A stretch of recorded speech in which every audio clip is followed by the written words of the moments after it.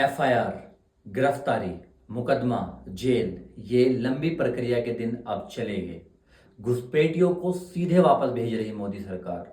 जी हां, operation pushback. इस operation से बांग्लादेश घबरा गया है। विदेश मंत्रालय ने 22 मई 2025 को एक प्रेस ब्रीफिंग में कहा है कि भारत में बड़ी संख्या में बांग्लादेशी नागरिक मौजूद हैं जिन्हें वापस भेजना जरूरी है। उन्होंने कहा कि भारत ने बांग्लादेश से इन लोगों की राष्ट्रीयता की पुष्टि करने का अनुरोध किया है। उन्होंने बताया है कि वर्तमान में 2360 से अधिक ऐसे मामलों की सूची लंबित है। जायसवाल ने यह भी बताया कि इनमें से कई लोग जेल की सजा पूरी कर चुके हैं, लेकिन राष्ट्रीयता की पुष्टि की प्रक्रिया कई मामलों में 2020 से लंबित है। We would urge the Bangladeshi side that they must expedite the verification process so that people who are required to be deported can be sent back to Bangladesh. They must expedite this process. Bharat ने लगातार बांग्लादेश घुसपैठियों और रोहिंग्यों को उनके देश वापस भेजने के लिए पहले से बने प्रोटोकॉल का पालन किया है, लेकिन यह प्रक्रिया काफी धीमी और जटिल रही।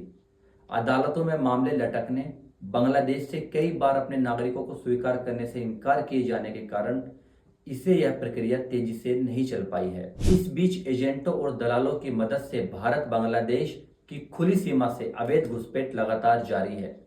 इससे स्थिति और गंभीर हो गई है। इसके उलट बांग्लादेशी घुसपैठी बाहर नहीं निकाले जा रहे हैं। 2016 के आंकड़ों के अनुसार भारत में 2 करोड़ से अधिक बांग्लादेशी नागरिक अवैध रूप से रह रहे हैं। इन सब चुनौतियों के बीच भारत सरकार ने अब यह कदम उठाया है जिसे अनौपचारिक रूप से ऑपरेशन पुशबैक कहा जा रहा है। ऑपरेशन पुशबैक भारत की एक नई रणनीति है जिसका उद्देश्य पूर्वी सीमा पर पकड़े जाने वाले बांग्लादेशी घुसपैठियों और रोहिंग्यों से त्वरित रूप से निपटना है। ये वही लोग हैं जो कई वर्षों से अवैध रूप से भारत में रह रहे हैं। इस ऑपरेशन के तहत अब उस पारंपरिक प्रक्रिया जैसे पुलिस का सौंपना, एफआईआर दर्ज करना, अदालत में पेश करना, मुकदमा चलाना और फिर निर्वासन प्रोटोकॉल के तहत वापस भेजने को किनारे कर दिया गया है।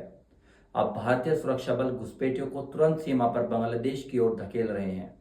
यह इसलिए हो रहा है ताकि समय और संसाधनों की बचत हो और अवैध घुसपैठ पर तुरंत प्रभाव डाला जा सके। ऑपरेशन पुशबैक अप्रैल 2025 से चल रहा है।